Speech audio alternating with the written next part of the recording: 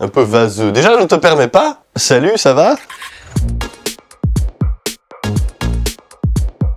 Je m'appelle Martin Guenens, de mon nom de scène Supernova.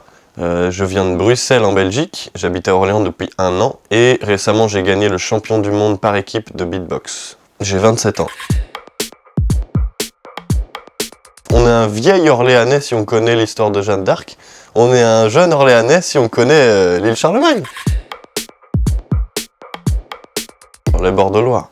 En vrai, moi je suis un mordu de roller. Tu peux me voir circuler dans les rues d'Orléans en roller. Et même parfois, quand je m'ennuie, parfois je vais même sortir. Bon, la plupart du temps c'est la nuit, donc en été quoi, quand il fait beau, parce que j'aime bien la ville calme quand il n'y a personne. Je fais des longueurs comme ça, j'adore ça. Je trouve ça hyper apaisant, la Loire c'est magnifique. Avec Nope, on a fait la première partie de Bonnie Banane. Ça c'était vraiment un chouette moment. Et en dehors de ça, les fois où on a été à l'île Charlemagne. Des beatboxers. En vrai, Rips One, Skiller, des gars comme ça. Sinon, en vrai, quand j'étais vraiment plus petit, je pense que j'idolâtrais un peu les gens comme Eminem, 50 Cent, bref, les rappeurs connus que j'aimais bien à ce moment-là, quoi. J'ai fait des études d'éducateur spécialisé en Belgique.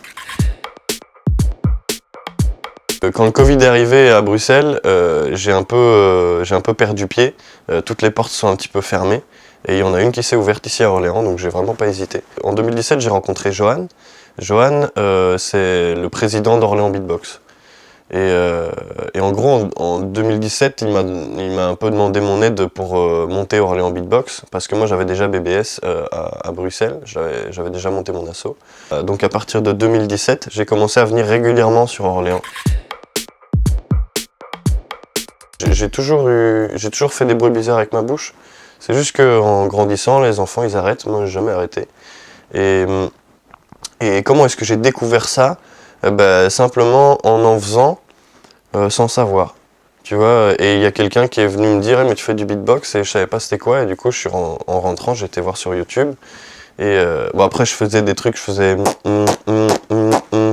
juste dans le tram avec mes potes pour ça nous faisait marrer de faire réagir les gens, quoi. Ouais! Comme ça, plus ou moins. Environ. Hein. Pendant une demi-seconde, j'ai eu un pincement au cœur de ouf, tu vois, pour tous ceux que j'ai perdus, en fait. Ça ouvre les portes des invitations, déjà, parce que le fait de devenir champion du monde, ça fait que tout le monde veut t'inviter à son battle. Je discute déjà avec des beatboxers japonais, parce qu'ils ont envie de nous inviter, moi et Tim, au Japon pour le prochain championnat de beatbox de Japon, tu vois. Moi qui suis jamais sorti d'Europe, waouh, c'est un rêve, quoi. Quand ça devient une passion, l'entraînement ne doit même plus être discipliné, en fait. Parce que tu vas en faire tout le temps sans forcément le vouloir ni t'en rendre compte. Parce que moi, quand le beatbox est devenu une passion, c'était donc en 2010, et j'étais encore à l'école, et c'était un problème. Parce que j'étais en classe, et de manière distraite comme ça, je tapais un beatbox, et puis ma voisine me regarde, « Eh frère, on est en interro là hein ?» Plusieurs heures par jour, ça c'est sûr. Kendrick Lamar, je crois. Soprano C, we like to keep it on the high note. It's levels to it, you and I know. Bitch, be humble. L'album d'Orelsan, il était là. L'album Misfits de mon ami Mitsu, dont j'ai parlé récemment, là.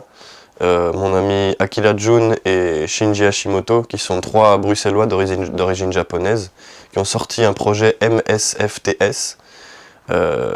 Ce truc est une dinguerie.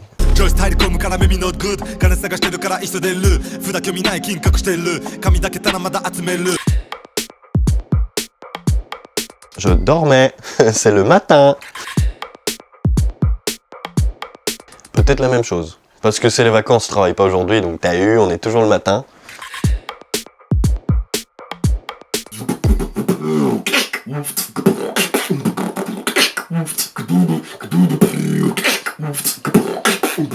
Fais-moi des câlins, Posty, car je sais que t'en as besoin aussi.